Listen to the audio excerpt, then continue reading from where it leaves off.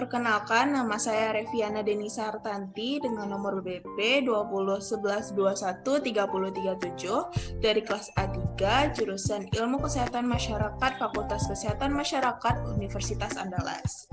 Kali ini saya akan melakukan penyuluhan terkait penyakit lupus, yaitu dengan dosen pengampu Ibu Suci Mamasyarah Nasution, SST MKM.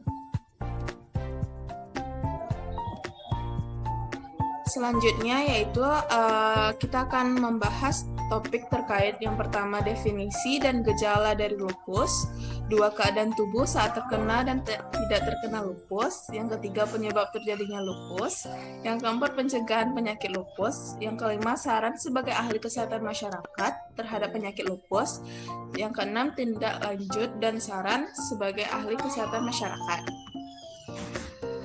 Lupus adalah penyakit di mana sistem imun yang normalnya memerangi infeksi mulai menyerang sel sehat di dalam tubuh. Fenomena ini disebut autoimun, dan apa yang diserang oleh sistem imun disebut autoantigen.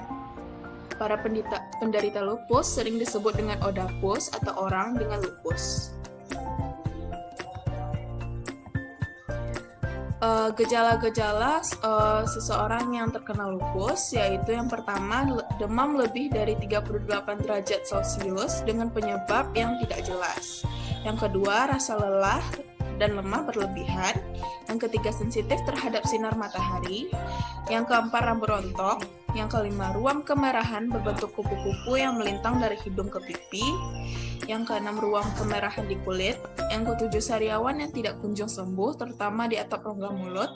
Yang kedelapan nyeri dan bengkak pada persendian, terutama di lengan dan tungkai, menyerang lebih dari 2 sendi dalam jangka waktu yang lama.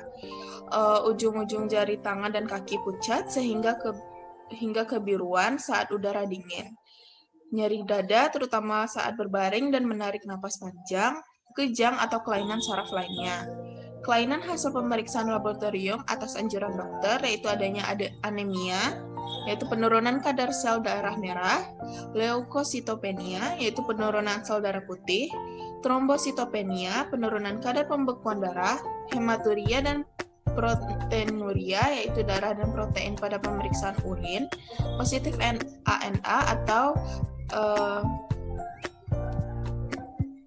anti-dsDNA. Berikut ini adalah keadaan tubuh tanpa penyakit lupus. Keadaan tubuh yang normal tanpa adanya penyakit lupus ini diumpamakan seperti gambar di samping. Dilihat dari keadaan fisik, tidak ada tanda-tanda kecacatan pada wanita tersebut.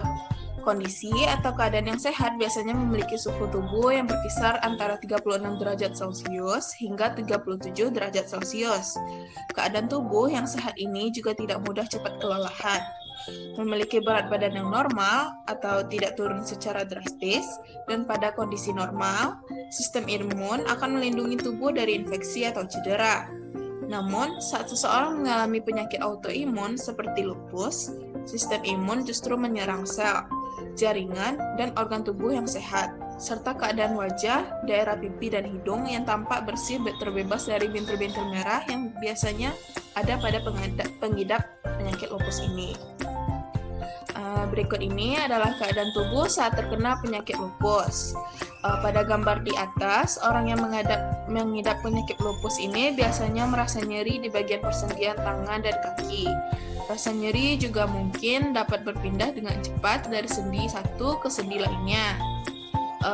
Pada gambar di bawah, selain daerah persendian yang mengalami rasanya nyeri, keadaan wajah para pengidap penyakit lupus ini juga tampak ruam di bagian pipi hingga ke hidung, seperti pada gambar di samping. Penderita lupus mempunyai gejala beragam, biasanya penderita mengalami keluhan pada kulitnya, sehingga berobat ke dokter spesialis kulit. Penyebab terjadinya lupus ini yaitu terjadi karena yang pertama faktor genetik, kedua hormon, yang ketiga lingkungan, yang keempat jenis kelamin, ras, mengkonsumsi obat-obatan, dan paparan sinar matahari. Selanjutnya pencegahan penyakit lupus, yaitu dengan cara pertama melakukan olahraga secara rutin, berhenti merokok, dan hindari diri dari mengkonsumsi minuman beralkohol, serta mengganti diet sehari-hari dengan makanan bergizi tinggi seperti sayur dan buah, makanan dengan kandungan antioksidan tinggi, omega 3, serta kalsium, serta vitamin D. Jenis olahraga yang biasa dilakukan mulai dari berjalan kaki dengan ritme yang cepat, berenang, senam untuk kesehatan jantung, senam untuk mempertahankan kekuatan tulang, hingga menjajal jalan jarak jauh dan mendaki gunung. Makanan yang mengandung terlalu banyak natrium, lemak jenuh, dan lemak trans harus dihindari. Begitu pula dengan makanan yang mengandung bawang. Alasan mengapa bawang dipantang untuk para odapus adalah fungsinya yang disinyalir mampu meningkatkan sel darah putih bagi tubuh. Dianjurkan sekali beristirahat dengan cukup untuk memahami kondisi tubuh agar tubuh kita tetap fit dan tidak down. Selain itu juga sangat dianjurkan sekali untuk menghindari diri dari paparan sinar matahari di siang hari atau sinar matahari yang lewat dari jam 10 pagi, dan menjaga diri dari pemicu stres yang berlebihan. Karena seseorang yang mengalami stres secara berlebihan itu akan sangat mempengaruhi imunitasnya. Berikut adalah saran sebagai ahli kesehatan masyarakat, yaitu yang pertama, perlu untuk memberikan edukasi kepada masyarakat mengenai penyakit lupus ini dan bagaimana gejala awal dari penyakit tersebut. Nantinya jika terdiagnosis lupus secara dini akan mendapatkan penanganan yang lebih cepat, sehingga meningkatkan kesejahteraan, kualitas, dan harapan hidup orang dengan lupus. Yang kedua, melaksanakan program edukasi kepada pasien yang terdiagnosis lupus dan keluarganya untuk meningkatkan kepatuhan minum obat. Yang ketiga, mengembangkan program untuk para penderita penyakit lupus tentang anjuran dan hal-hal yang perlu diperhatikan untuk meningkatkan dan mempertahankan kualitas hidup, sehingga para odapus dapat hidup normal dan dapat melakukan aktivitasnya sehari-hari.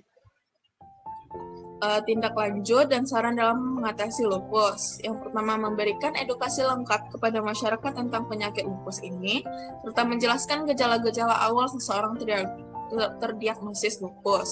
Tujuannya agar para pasien tersebut dapat terdeteksi dini sehingga mendapat penanganan lebih cepat.